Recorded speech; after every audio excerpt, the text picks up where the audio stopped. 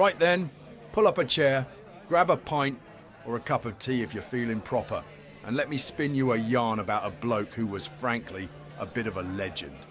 We're talking about Joseph Bologne, the Chevalier de Saint-Georges. Forget your powdered wigs and stuffy orchestras for a minute, because this fella was a force of nature. If Mozart was the rock star of his day, then Bologne was the rock star, the fencing champion, and the revolutionary general, all rolled into one ridiculously talented package. Born in 1745 on a sun-drenched Caribbean island called Guadeloupe, he was the illegitimate son of a French planter and a woman named Nanon, who, by the way, was enslaved. Talk about starting life with the odds stacked against you. But oh, did he defy those odds? He didn't just break through barriers, he absolutely smashed them to bits with a violin bow in one hand and a rapier in the other. So, picture this. Young Joseph gets shipped off to France at the tender age of 7 to live with his old man. And here's where it gets interesting. While many mixed-race individuals at the time faced unimaginable prejudice and had no access to education, Bologne's dad, Georges de Bologne de Saint-Georges, actually sorted him out with a top-notch education. We're talking music lessons with the best, like the renowned violinist Jean-Marie Leclerc, and fencing, which, let's be honest, is just cool. He was performing in swanky Parisian salons by his teenage years, charming the pants-off audiences with his sheer talent. Imagine being a young man of mixed race in 18th century France, a society absolutely rigid with its hierarchies and prejudices, and still managing to not only carve out a space for yourself, but to thrive in the elite circles. It's a testament to his undeniable genius and, let's be honest, probably a fair bit of swagger. He wasn't just good, he was unignorable. Now his musical career absolutely exploded in the 1770s and 80s. He became the director of the Concert des Amateurs, which was like the orchestra in Paris. Under his baton, it became famous for its incredible performances and its innovative spirit. Everyone from snooty aristocrats to the bloke down the street wanted to hear what Bologne was doing. He penned symphonies, concertos, operas, you name it. His music was full of beautiful melodies and was technically brilliant. People even started calling him the Black Mozart, which, while trying to be a compliment, kind of misses the point, doesn't it? Bologne wasn't a Black Mozart, he was the Bologne. His symphony in G major, for instance, is a cracker. You can hear how he blended those classical forms with hints of his Caribbean heritage, creating something truly unique. And his operas, like L'Amant Anonyme, they were proper groundbreaking, dealing with themes of love and identity that really hit home with audiences.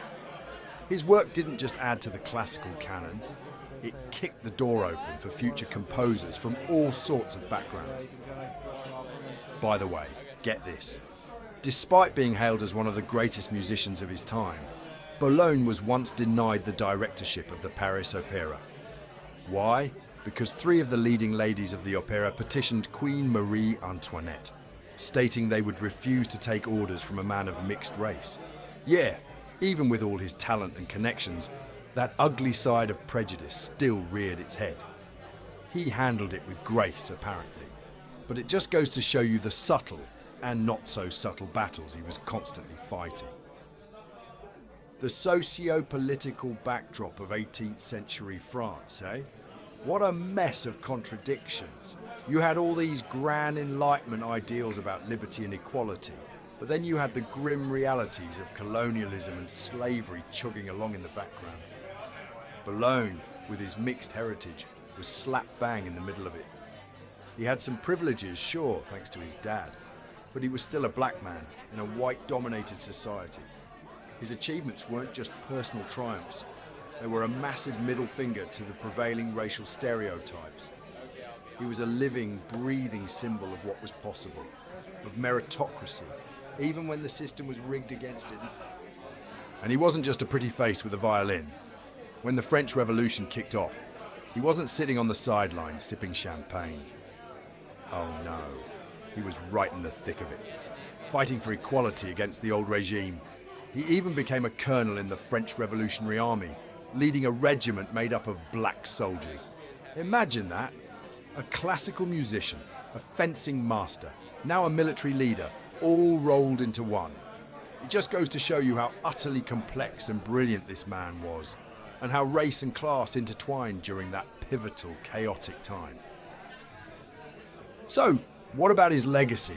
It's not just about his music though, that's bloody brilliant.